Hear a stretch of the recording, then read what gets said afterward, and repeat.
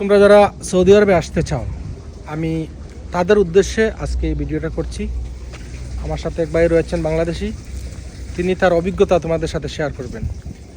আর তার কথাগুলো তোমরা ভালো করে মন দিয়ে যদি শুনো, বুঝো, তাহলে তোমরা সৌদি আরব আসার ক্ষেত্রে তোমাদের অনেক উপকারে আসবে। কি আপনি চালানো শিখছেন নাকি আগে থেকে জানতেন? না, এই জায়গায় আসার পর ট্রেনিং দিচ্ছে। ট্রেনিং দিয়েছেন না? তারপর আপনার ট্রেনিং এর অবস্থায় শিখছি, তো এখন এই কাজ করতে হয় ভাই। তো এমনি এটা এটা কি এটা চালালে কি বেতন আলাদা একটু বেশি নাকি না অন্যদের মতো? বেতন তো একই না? হ্যাঁ ভাই, বেতন আমাদের কন্ট্রাক্টের উপরে যা করছে এটার উপরে 8 ঘন্টা ডিউটি, এর ভিতরে যা করা এই যে কাজ 8 ঘন্টা না? হ্যাঁ, সম্পূর্ণ এইগুলা করা। এখন যে লোকেশন রেডি করছেন, লোকেশনের নাম কি? পার্কের নাম কি? পার্কের নাম হচ্ছে আপনার এই মেন হলো, এটার নাম হচ্ছে কিডিয়া সিটি। আমার 6 ফ্ল্যাগের ভিতরে।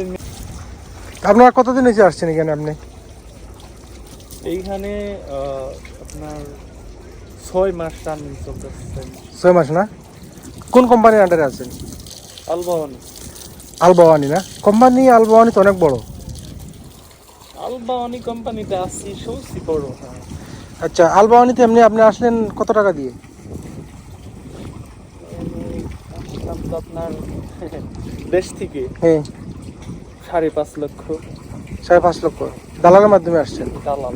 আচ্ছা, যদি দালালের মাধ্যমে না আসি, আপনি যদি সরাসরি ট্রাভেলসের মাধ্যমে আসতেন, তাহলে কত টাকা দিয়ে আসতে পারতেন? সরাসরি হলো টাকা আপনার কত লাগবে? যেহেতু উনি তো 2 থেকে 2.5 লাখ, তাও না কম, আর 2 লাখ। 2 লাখ অর্থাৎ দালালের মাধ্যমে আসার কারণে আপনার 5 লক্ষ টাকা লাগছে। 5 লক্ষ টাকা লাগবে। আর যদি দালাল ছাড়া আসতেন? 2 থেকে 2.5 লাখ। আচ্ছা, এখন বেতন কত দেয় এখানে? বেতন তো এই যে আমরা তো মনে করেন যে কোম্পানিতে আছে আলবাওয়ানি সাপ্লাই কোম্পানি, কোম্পানি কিন্তু অনেক বড়। কোম্পানি বড়, কিন্তু আমাকে দেইতে 1000 করে। আচ্ছা, তো এখন অনেক লোকে আমার কাছে, আমি এতে ভিডিও বানাই, ঠিক আছে? আমার কাছে অনেকে জানতে চায় যে ভাই কিভাবে আসবো বা কেমনে কি। বাওয়ানি কোম্পানি কিন্তু অনেক বড়, কিন্তু বেতন অনেক বড়। রিয়াদে আমরা যে জায়গায় যাই দেখি এদের অনেক সাইড আছে, আপনার এই হাউসকিপিং থেকে শুরু করে বড় বড় বিল্ডিং পর্যন্ত এরা বানায়। হ্যাঁ হ্যাঁ, রাইট। এখন যারা নতুন আসতে চায় এদেরকে আপনি কি বলবেন, যে দালালের মাধ্যমে আসুক নাকি সরাসরি ট্রাভেলসে গিয়ে আসুক? এরা যদি সরাসরি আসতে পারে, সরাসরি যদি মনে করে যে কাজ জানা থাকে বা ওরকম ভাবে যদি সরাসরি, বর্তমানে তো ইন্টারনেটের যুগ, বিভিন্ন সার্ভারের মাধ্যমে অ্যালাউ করা যায়, রিসিভ করা যায়, তারা যদি আসতে পারে সরাসরি, এমনিতে মনে করেন যে টাকাও কম লাগলো আর এরা ভালো একটা প্রজেক্টে ঢুকা পারলো। এরা যদি দেশ থেকে আসতে চায়, মনে করি যে সরাসরি যোগাযোগ করে আসাটা ভালো, তার ক্ষেত্রে তো আপনার টাকাটাও কম নিল এবং স্যালারি দিক দিয়েও ভালো পাইলো, বেনিফিট ভালো পাইলো। আপনি বলতেছেন যে দালালের মাধ্যমে যেন না আসে? দালাল ওটা দুর্নীতি দিতে পারি।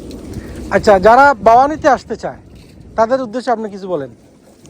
তাদের উদ্দেশ্যে এখানে কি বলবো, যারা বাওয়ানিতে আসতে চায়, হয়তো তারা মনে করেন শিক্ষাগত যোগ্যতা কম, যারা চাইতেছে বাওয়ানিতে আসবো সাধারণ ওয়ার্কারে, আপনারা তো মনে করেন এইখানে আসছেন ভুলবশত দালালের মাধ্যমে, হ্যাঁ, আপনারা তো লেখাপড়া আছে, হ্যাঁ, ফাঁসে গেছেন। অনেকেই আছে যে মনে করেন তার লেখাপড়া কম, হ্যাঁ, চায় মনে করেন ক্লিনার বিষয় অথবা হাউসকিপিং বিষয়, তো তাদের জন্য আপনি কি বলবেন? যে এখন তারা যদি মনে করেন যে আসতে চায়, আসতে চাইলে আপনার এখানে এই যে এরকম আপনার 1000 টাকা, 1000 রিয়াল বেতন, 1000 রিয়াল বেতন হবে। তার ভিতরে আপনার থাকাটা তাদের আর খাওয়াটা নিজের, খাওয়া নিজের। এবং যদি আসতে চায় দিন শেষে, মাস শেষে কাজ করবে ঠিকই, ওই খায় যায় এই টাকা, এদেশের টাকা যদি কনভার্ট করে বাংলাদেশের ওই 20,000 22,000 টাকা থাকবে। আচ্ছা, এখন আপনি কি কোনো করবেন যে কোন ট্রাভেলসের মাধ্যমে যদি বাওয়ানিতে আসতে চায়? এই আমরা যে এজেন্সির মাধ্যমে আইছি, এটা হলো আপনার বংশী। ওকে, বংশী? হ্যাঁ। এটা কোন জায়গায়? ঢাকা বনানীতে। বংশী নাম না? যদি কেউ বাওয়ানিতে আসতে হয় তাহলে বংশীতে গেলে মোটামুটি আসতে পারবো। হ্যাঁ। আপনার কথা হচ্ছে দালালের মাধ্যমে না আসি, এরা সরাসরি বংশীতে চলে যাক। দালাল আপনার কি বলছিল? দালাল বলছিল যে ভালো বিষয় আছে, তো তোমার এরকম জায়গায় কাজ দিব, সেটা হচ্ছে আপনার এয়ারপোর্টে কাজ হবে। এখানে ভালো টাকা স্যালারি এবং বকশিস পাওয়া যায়। এয়ারপোর্ট সবচাইতে গজবেস টাইপের চাকরি, তো যাবান এই আশা দিয়া, লোক লালসা দিয়া। তো আমি তো যোগাযোগ করার ক্ষেত্রে চলে আসি সৌদি আরব। হুম আসার পরে আমরা যেই ব্রাঞ্চে আসি, যেখানে আমরা মানে উঠি স্থান, ওইখানে প্রায় মানে 18 থেকে 20 দিন ছিলাম। তো তার কালে ওই যে জায়গায় আসছিলাম, ওখানে আবার ওনার কাছে লোক সাপ্লাই দেয়, বিভিন্ন কোম্পানি থেকে আতাছে, বিভিন্ন লটারি দেয়, আর যে কাজ জানে বা যে না জানে আইনে এক কাজে ঢুকাই দেয়। যেরকম তো 20 জন লোক দিবে, তো আমাকে ইন্টারভিউ নিছে, হুম 20 জন লোক দিবে।